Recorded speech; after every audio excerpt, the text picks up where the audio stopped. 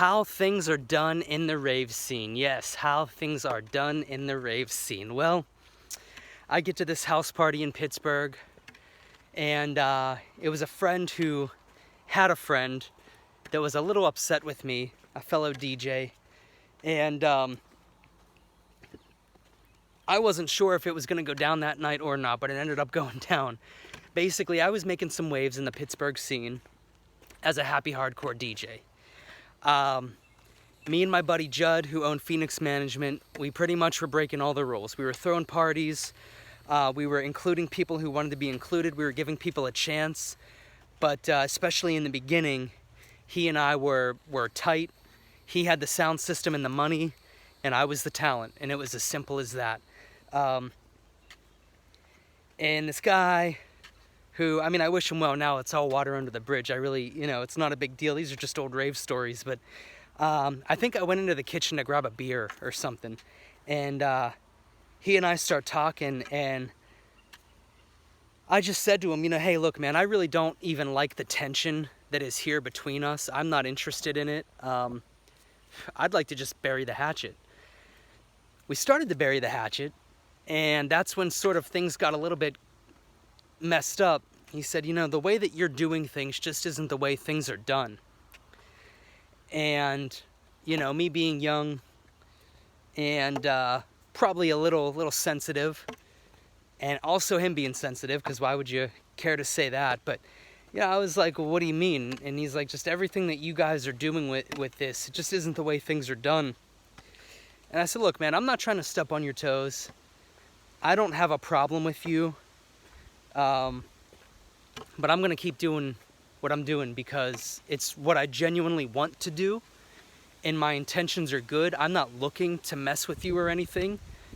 So I'm just going to keep moving on. The problem was I was messing with him just by nature of doing what I was doing. He also spun UK hardcore, happy hardcore, and I just don't think he appreciated this guy coming on the scene and within a month or two really sending waves across the scene.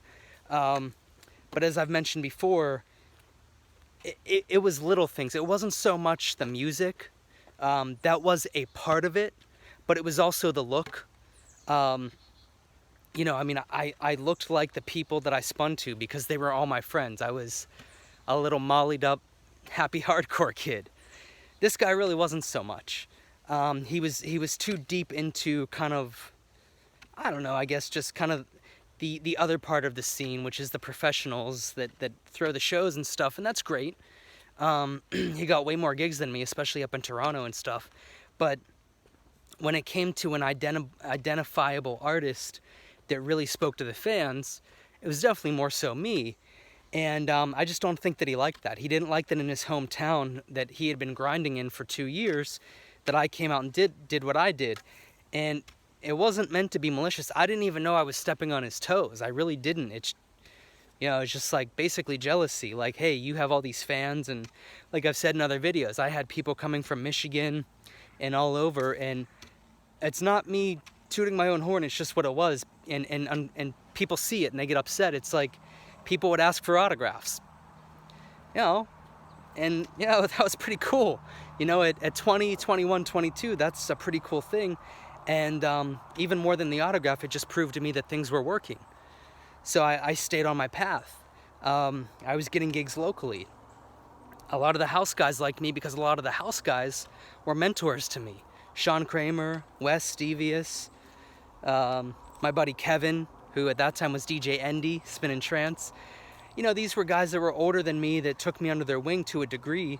And I'd go to backyard barbecues with them, and I would spin, and they would show me stuff, And when you combine that kind of mentorship with also spinning a young sound that the kids want to hear, and you have a look that's kind of cool for being seen on a stage, it's a pretty winning combo.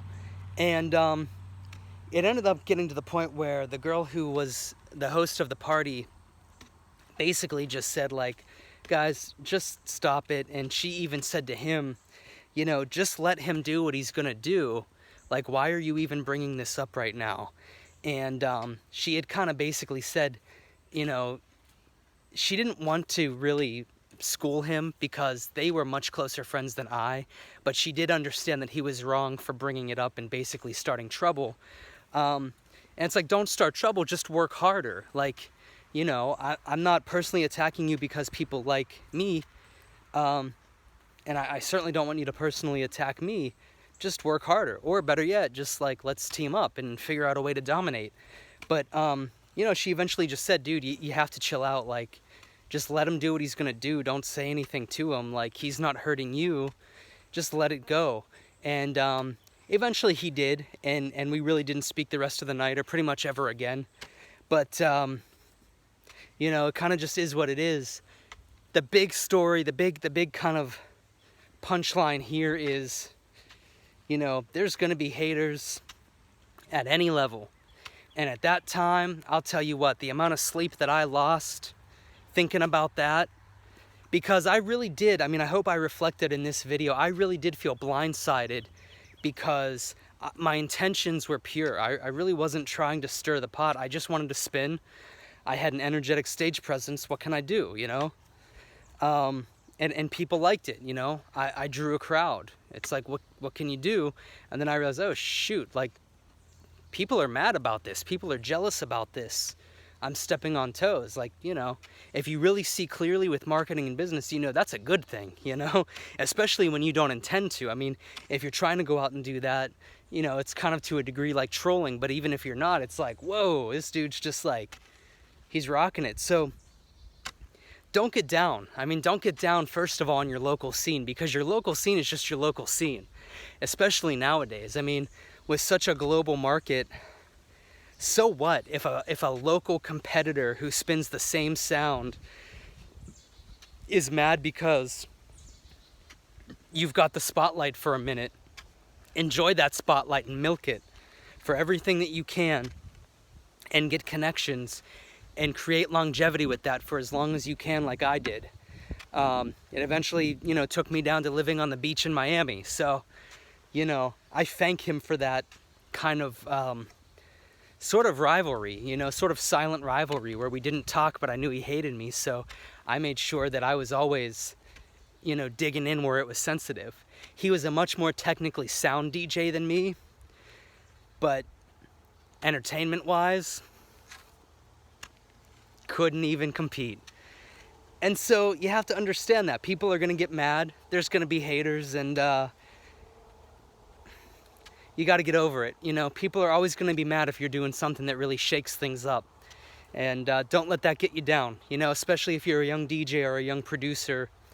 In the moment, it's going to feel like your whole world is ending. You're filled with anger and sadness, and you're questioning things, and you feel like everyone's talking about you, and it just feels like the world is ending, but it's not. What's actually happening is the world is beginning, and people are mad because there's a new birth happening, and there's a new kid in town who's rocking the house, you know? So I hope that's helpful to guys out there and girls who are young DJs, producers, maybe receiving a little bit of hate for one reason or another. You know, and especially if your intentions were pure like mine. I didn't even realize I was hurting people. Or not hurting, but making them mad by nature of me just being me. But once again, like I've said before on this channel, I was previously in a band. I had already been on tour as a lead singer and frontman, so I knew how to get the girlies in the front row all hot and bothered. You know, I could see how that's going to ruffle some feathers, but I wouldn't get mad. I would just work harder and think about the positive attributes that you bring to the table that I didn't, you know? And maybe that's what he did. I don't know. We didn't talk after that. It didn't really matter, because probably about less than a year from then, I was off to Miami. So, you know, it is what it is. But hope that helps you guys, and I'll talk to you later.